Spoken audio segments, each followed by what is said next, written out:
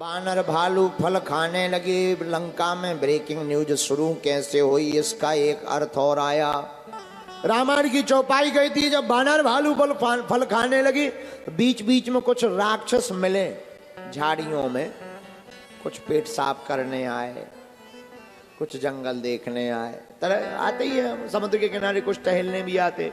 और बानर भालू जिस राक्षस को पा जाए सोई नाक कान काट दे।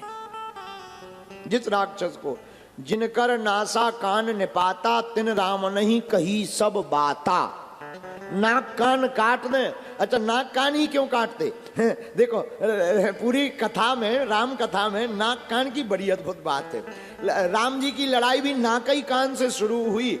सूपनखा की नाक कान काट दी, लड़ाई छिड़ गई। सूपनखा ने जाकर भाई रावण को बता दिया, पत्नी का हरण हो गया।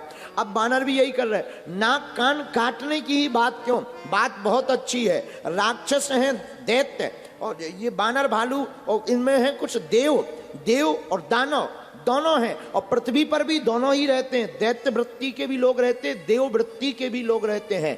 दैत्य भावनाओं के भी लोग रहते और देव भावनाओं के भी लोग रहते हैं। लेकिन जिसका इष्ट मजबूत होता है, भजन मजबूत होता है, उनके अंदर की भावना जो दैत्य वाली होती है, उसकी नाक कान जो है देव रूपी भावना काट डालती है। और जिनकी भावना दैत्य रूपी होती है, अति प्रबल, तो कई बार नाक कान देव रूपी भावनाओं का काटने का प्रयत्न करते हैं। इसीलिए साधक को वासना में नहीं फंसना चाहिए, उपासना में फंसना चाहिए।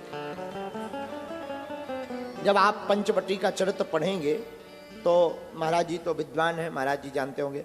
पंचवटी में सूपनखा कब आई? जब सत्संग हो गया। सत्संग के बाद सूपनखा आई। तो एक संत जी कह रहे थे कि सत्संग के बाद ही सूपनखा क्यों आई? तो सूपनखा है वासना, ये सत्संग के बाद ही आती है। परीक्षा तभी होती है जब पढ़ाई की जाए, और सत्संग की पढ़ाई कर लो तो फिर वासना परीक्षा लेने आती है। और तुम अगर सूपनखा के चक्कर में यानी वासना के चक्कर में फंस गए तो सत्संग भी विफल हो जाएगा और तुम्हारी नाक भी कट जाएगी, मुंह दिखाने लायक नहीं बचोगे। लेकिन अगर सत्संग के बाद तुम डटे रहे तो तुम वासना के नाक कान काट दोगे, तुम्हारी चारों लोकों में जय जयकार हो जाएगी।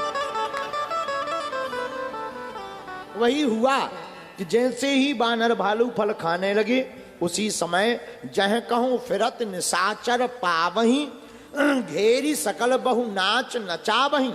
जिनकर नासा कान निपाता, तिन रावण ही कही सब बाता। नाक कान बानर भालू काट दे, रावण अकला जाए। रावण अकलाए क्यों? रावण को गुस्सा इस बात पे चढ़े कि एक तो अभी बहन की नाक कान काटने का बदला ले नहीं पाए, जो और कटवा कर आ गए। नाक जी और नाक कटवा करके आ गए। क्या मूर्खता वाली बात है, नाक कटवा करके आ गए। अच्छा, नाक कई लोग, अच्छा एक बात और है, किसी एक आदमी की बेइज्जती हो रही हो तो उसे दो चार लोग और मिल जाए तो बेइज्जती उसे हल्की लगती है।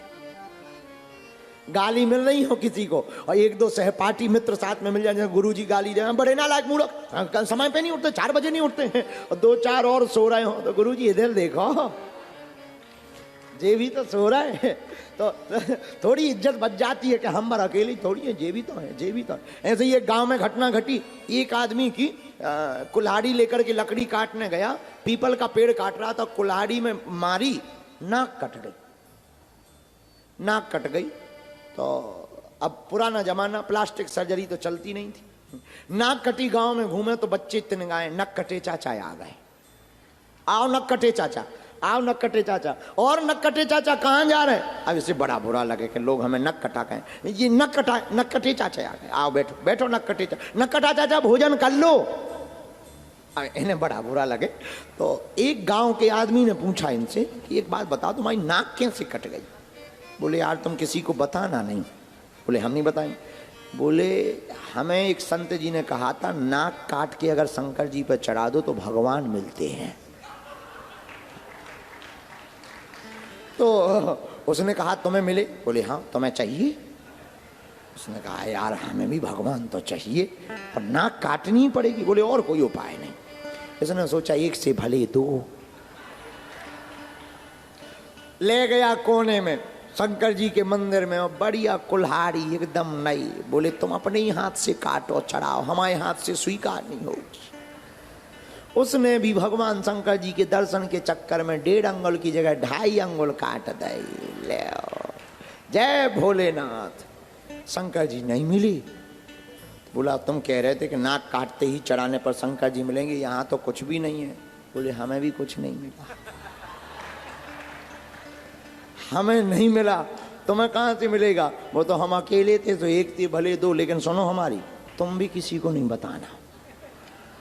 अब उससे उसके मित्र ने पूछा कि यार भाई उनकी तो नक कटे, चाचा की तो कटी थी, सो तो ठीक है, तुम्हारी 2-4 दिन से कट गई, क्या मतलब है? बोले तुम बताना नहीं किसी को। बोले नहीं बताएंगे। बोले दरअसल नाक काट कर चढ़ाने से शंकर जी मिलते हैं। बोले यार तो फिर हम ही कटवा दो। बोले चलो। धीरे धीरे पूरा गांव नक कटा हो गया। जब पूरा गांव नक कटा हो गया तो जो पहले वाले नक कटे चाचा थे उन्होंने कहा अब ठीक है, अब हम अकेले ही भर थोड़ी है नक कटा, यहाँ तो बहुत नक कटा है। ऐसे ही हम लोग भी अपनी अपनी संगत बढ़ाते हैं, ऐसे ही दैत्य भी दैत्यों को बढ़ाते हैं। यही हाल लंका में हो रहा है। एक नाक कान कटी तो अब जो बानर भी कम नहीं है, उनकी सेना लगातार बढ़ा रहे हैं नाक कान काट करके। लेकिन हम तुम्हें इस कथा के माध्यम से समझाना ये चाह रहे हैं कि नाक कान वासना के हाथ नहीं कटना चाहिए। इतनी उपासना करो कि तुम ही वासना के नाक कान काट डालो।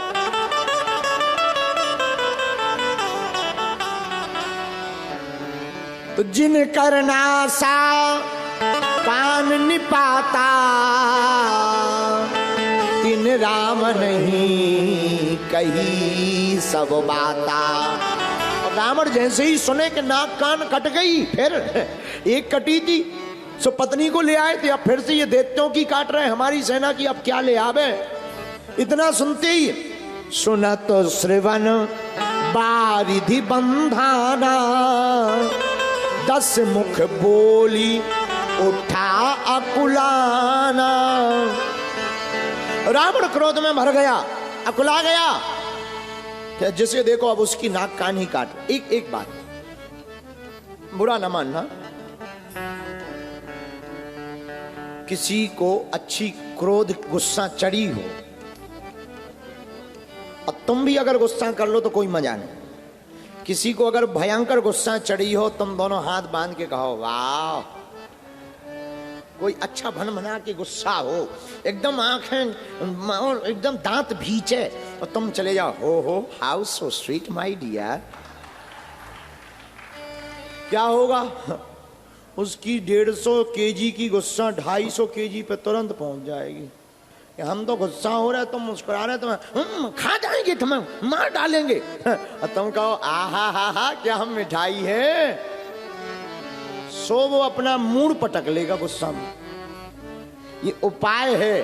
किसी को क्रोध आता हो और तुम बढ़ा दो तो तुम्हें क्रोधित नहीं होना पड़ेगा, वो मिट जाएगा, पर तुम्हारा बाल बांका नहीं होगा। यही ये बानर भालू कर रहे हैं। रावण पहले ही क्रोधित है, बहन की नाक कान कट गई। दूसरा क्रोध, लंका में ये लोग आ गए। तीसरा क्रोध, अब ये और बढ़ा रहे हैं। ऐसे लोग जब बार बार क्रोध में भरते हैं तो फिर विनाश कर लेते हैं, और विनाश क्रोध में व्यक्ति विनाश की ओर बढ़ जाता है। इसलिए क्रोध में हमेशा सावधान रहना चाहिए। रावण क्रोध में भर गया। बांध्यो बन निधि नीर निधि, जलद सिंधु बारिश, सत्य तोय निधि कंपति, उदधि पयोधि नदीस। आगे चर्चा हम इसी दोहा के बाद कल करेंगे। आज कथा के समय के 10 बज गए हैं और 10 अब कथा बस।